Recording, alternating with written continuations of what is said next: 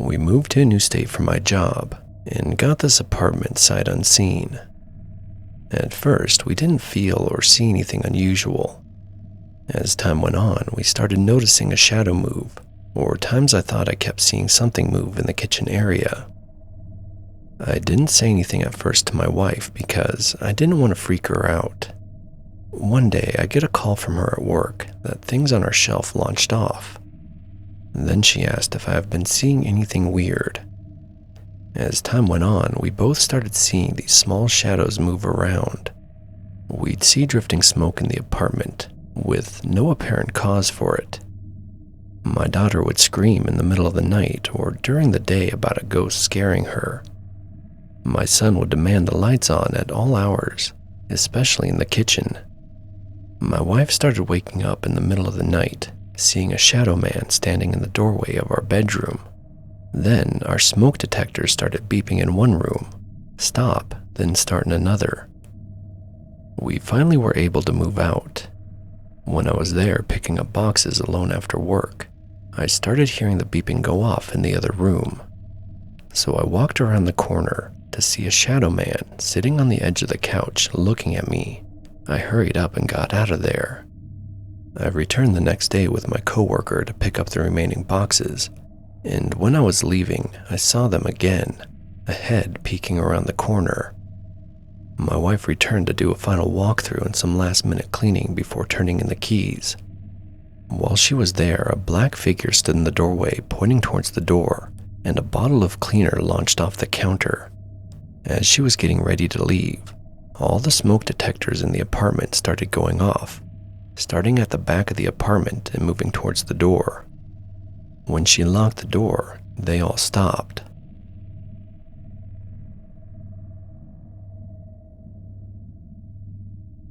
So I used to live near an infamous road. It's a thin road with no street lines, has only a few houses at the end, and lined with thick woods. There were no street lights. We had heard stories like ghosts being spotted in the woods, weird beasts, creepy vibes, and a penny thrown off a small bridge coming back to you. My boyfriend and I decided to drive down it one night in his car. It was a small stick-shift car. The road had several pull-offs where you could park and sit. We pulled off at the first one and took some footage of the woods. Nothing happened, so we continued driving to the next pull-off.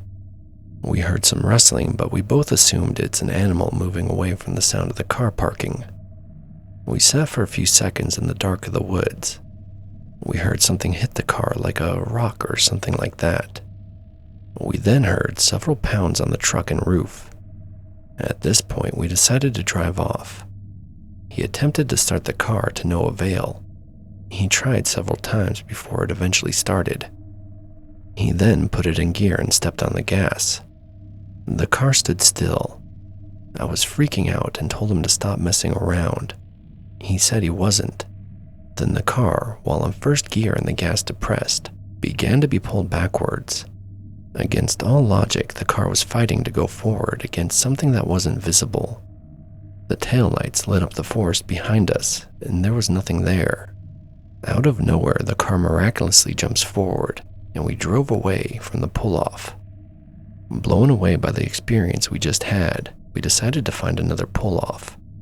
This was a stupid idea. The one we found was before the bridge where the pennies are thrown. We toddle to the bridge and throw a penny. We hear it hit the small stream. We look back at the car and swear we see someone walk behind it. So we rush back to the car and there's no sign of anyone. This was the last straw, and we decided to get off the road ASAP. We get in the car and speed off. As we're driving, something small hits and chips our windshield. It didn't sound like a rock. It sounded like a penny. Whatever was on the road either wanted us gone or to never leave. We haven't gone back since.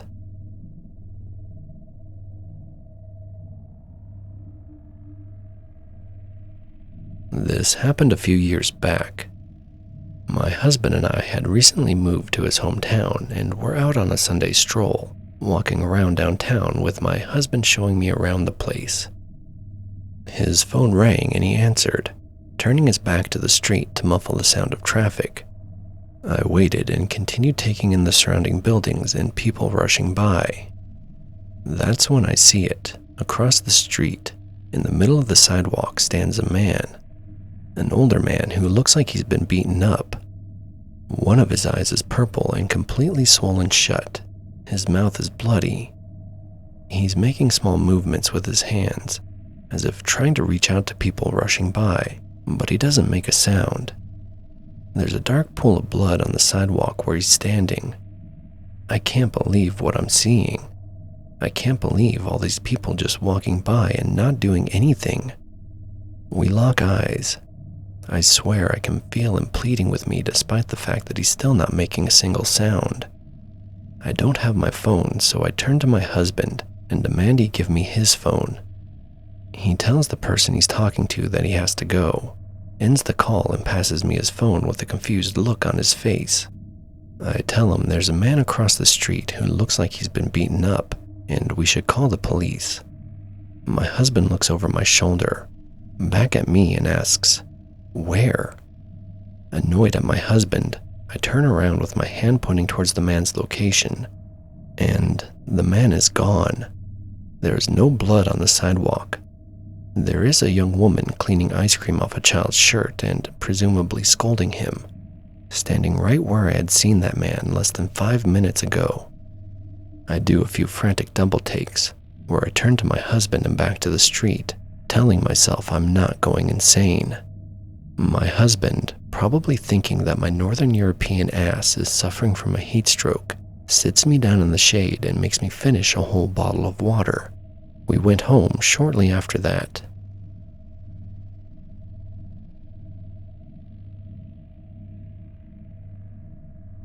Back in 2001, my parents bought some property to build my childhood home on the south side of Chicago. Some backstory on the property that we found out after the house was built was that the marsh on the property used to be dumping grounds for bodies from the Italian mafia in Chicago. The black tar that was in the swamp made it impossible to get out of, and the bodies just disappeared. Fast forward to when my family lived there. We had a beautiful 3-bedroom house with a wonderful yard, swing in the backyard, and a basement that my parents let us write our names all over, a huge highlight of our house as kids. In that basement, we also had a laundry room that was around the corner of the stairs, and some ballet mirrors leading into it. Ever since I was a kid, I dreaded having to go down to that basement and always felt like someone was watching me. It was never just a kid being scared of the basement ordeal. Something truly felt off. One day I was walking down the stairs of the basement, and out of the corner of my eye, looking through the mirror, a man stood staring directly at me. He was tall with a flat cap and a scrappy beard plain as day. I tried to scream, but it felt like all the air was gone, just like in a dream. He started coming towards the stairs, and quickly as I could, I sprinted up the stairs and slammed the door. As a child, I was a wonderfully perpetual liar and knew no one would believe me, so I never said a word. A few weeks went by, and I tried to put the image of the man I had seen out of my head, but after that, never felt safe in the house. The scariest instant, though, was when I was grabbing something out of my parents' room and again felt someone staring at me. For fear of seeing the man again, I began to run out of the room. The only thing was, I couldn't move. I stood there like a statue, unable to do anything except cry.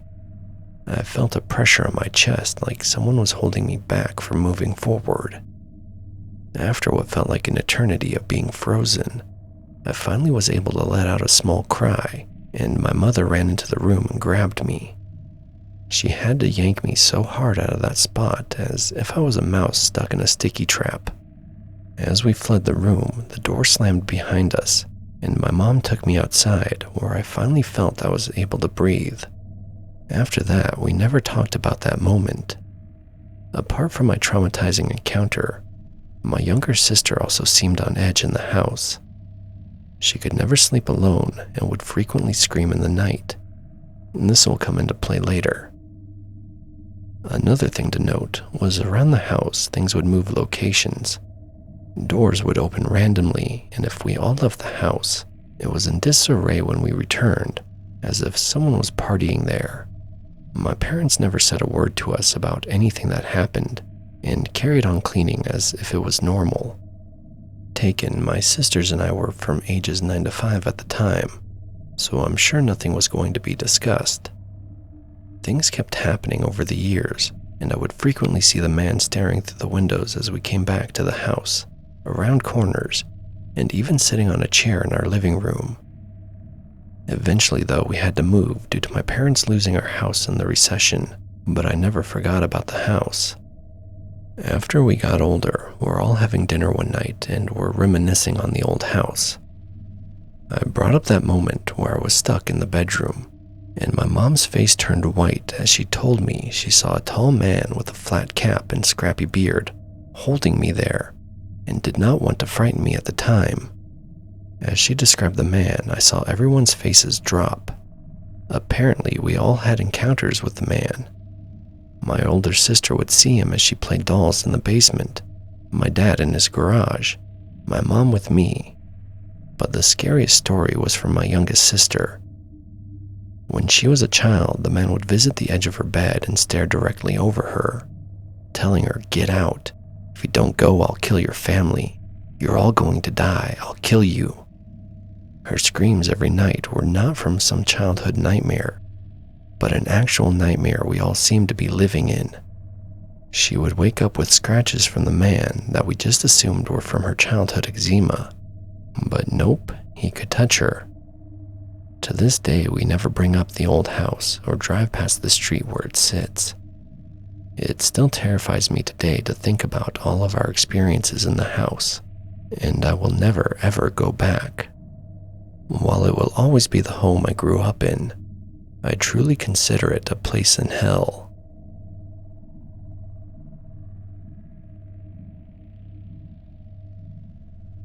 I lived in a 200-year-old farmhouse for 6 years before recently moving. I still own the house as it's part of a farm that I farm. It's currently sitting vacant, but I'll likely rent it out soon. Over the course of the years we were there, we had a few strange occurrences. Our living room is an addition to the house that has a doorway leading into the kitchen. The stairway is visible through this doorway. I stayed up till like 2 a.m. playing video games in the living room, when I saw through the doorway my wife walking down the stairs into the kitchen past the doorway. She was visible for 15 seconds or so as she walked down the stairs and past me. She was wearing an all-white nightgown, which I had never seen before. I paused my game and got up to check to see why she was up, and to check out the new lingerie, but she wasn't there. I go upstairs to check, and she's still asleep in her regular old jammies. Another time, my wife and I were watching a movie in the living room, and one of our cats was sleeping in the doorway to the kitchen. We both saw a shadow cat walk down the stairs and then pounce on our sleeping cat, and then run past the doorway. Essentially the exact same path my wife took in the first story. The cat wakes up and looks around confused and growling a little, acting as if she thinks another cat is screwing with her. She gets up and then cautiously walks in the direction the shadow ran. We both saw it. It was completely featureless, but was a perfect silhouette of a cat, moving just like a cat but completely black. Almost looked like smoke, but way thicker and with clear boundaries. We checked the house and no other cat was inside. We accounted for all of our cats outside as well. During the entire 6 years we lived there, both my wife and I saw a black silhouette of a man nearly every night, standing over my wife's side of the bed looking down at her, right in front of a second-story window by the bed. It was inside but had a clear visible boundary due to the lighting difference inside versus outside the window. We would both only see it from the corner of our eyes, and as soon as we tried to focus on it, it would disappear. Neither of us mentioned it to the other, and it was really easily reproducible by looking away and waiting for your eyes to adjust again. We both chalked it up to a weird shadow cast from something. My wife wrote about it in her journal multiple times before I finally asked her about it and found out she saw it too. She convinced herself it was nothing, but constantly felt watched and refused to be in the room alone with the door shut. This next one I try to chalk up to a vivid dream, as I don't have a clear memory of what happened immediately after the event, but everything prior to the event I know occurred. We stayed out super late and my 2-year-old fell asleep in the car. I carried her inside and put her in bed and shut the door, thinking she never woke up. I get about 10 steps away and halfway down the stairs, and I hear my daughter chanting, A told B and B told C, I'll meet you at the top of the coconut tree, a popular children's book she liked. I get super excited thinking my kid is reading to herself. I rush back to her door, hearing her reading the book the whole time. I swing the door open and see her fast asleep in bed. The coconut tree book then falls from the ceiling past my face, about a centimeter from my nose. My entire being filled with confusion, then dread. And then I vaguely remember going to bed, and then I wake up in the morning. I know I put her in bed. Everything in that memory seemed as if it happened to me, and it's crystal clear until that book falls. But I can't fathom how I could have just gone to bed without reacting to the event. Going to bed that night almost seems like a dream, like I wasn't in control and was watching myself go to bed. My daughter had an imaginary friend from 18 months to 4.5 years old when we moved, and its name was Sunny.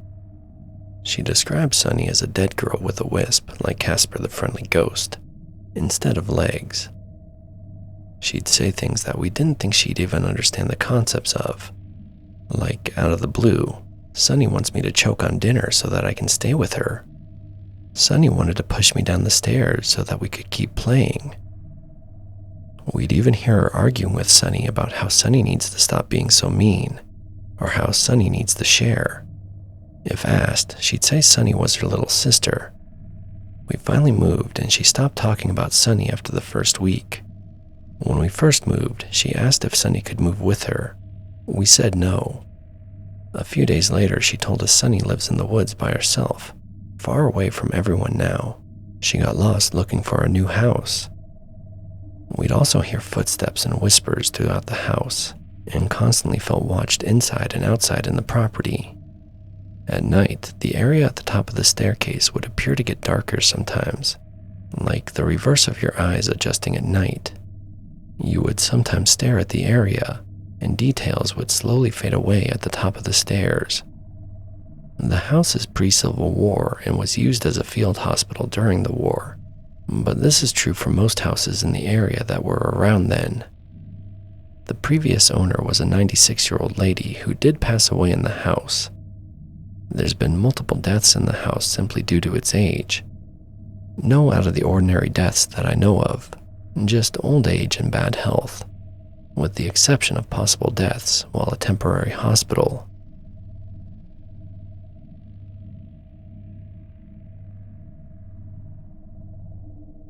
I have worked at a small coffee chain local to my state for about 3.5 years now. Almost exactly 1 year ago, our coffee hut was getting a remodel. So me and my coworkers had the privilege of being temporarily transferred to the brand new one just built in a different location, same town though. All of these happenings started small and gradual, and eventually led up to the most horrifying incident. I had been working regular shifts at this new shop for a while, and then October hit.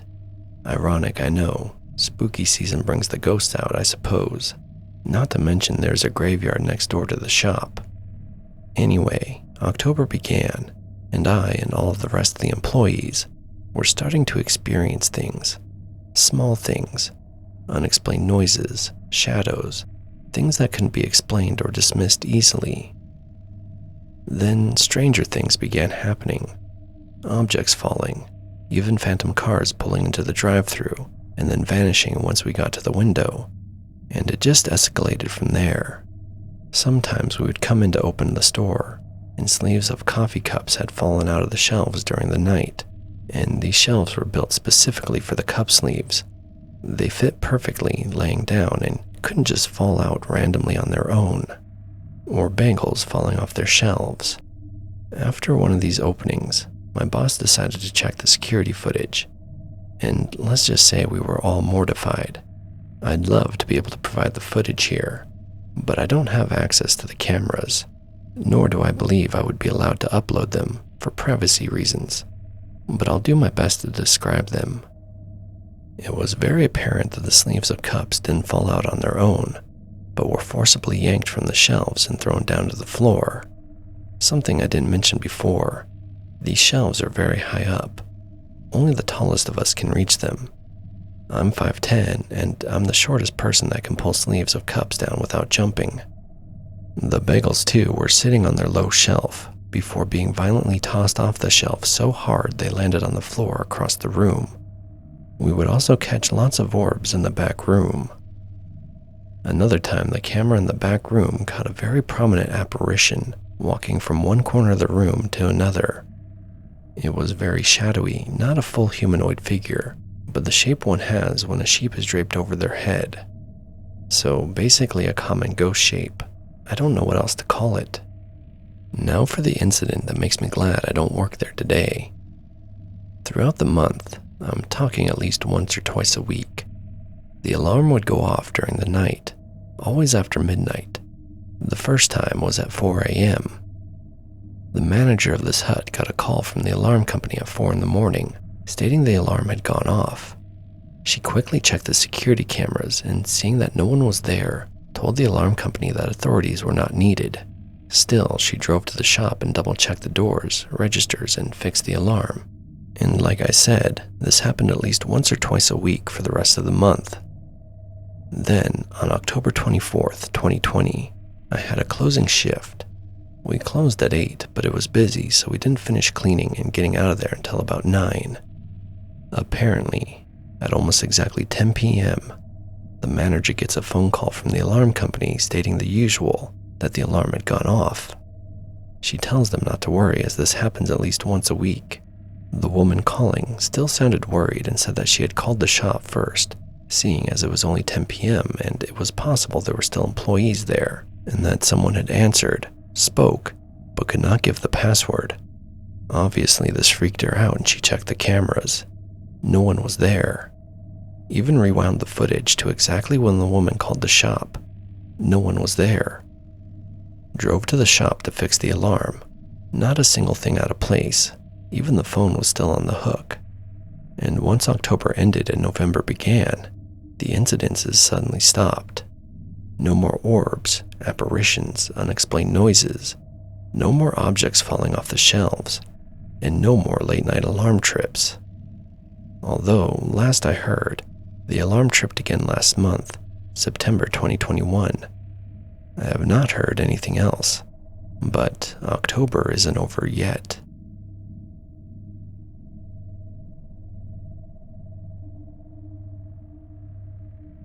I was an 11-year-old skinny kid, prude and self-conscious.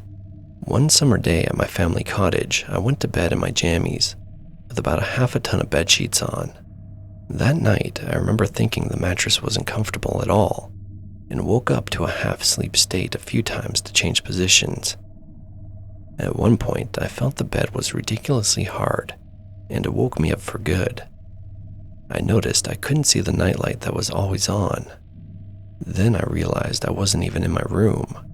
I was laying totally naked on my back, outside on a big flat rock, like some sort of offering to some god. I was so scared, I froze stiff. I couldn't move nor utter a word. I wanted to scream, but nothing came out, which got me even more scared. As I got used to the darkness, I saw I was less than 100 feet or so from my cottage. I closed my eyes, concentrated, and when I opened them again, I was able to move. I quickly got up and walked, couldn't quite run, to the house.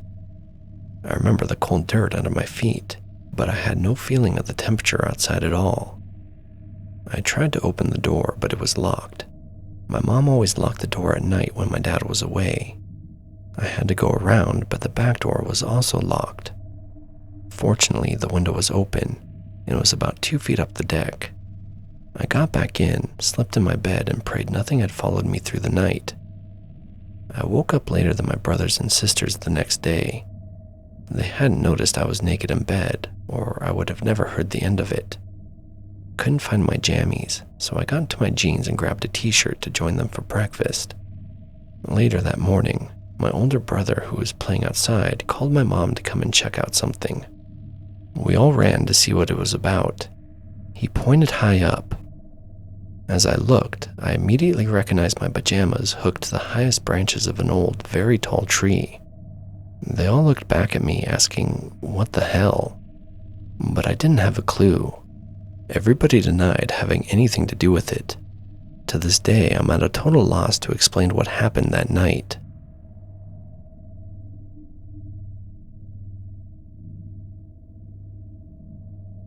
This started happening 2 years ago, right before COVID hit, and we've only recently been able to get out of it. My partner and I just bought a new house. It was a nice place, very old but well kept. It was built in the early 1900s in a colonial style. The place had many owners in its lifetime, and I'm not sure of the entire history of the house. There were a few people who had died in the house from natural causes, but nothing out of the ordinary. Things started happening the first night we moved in.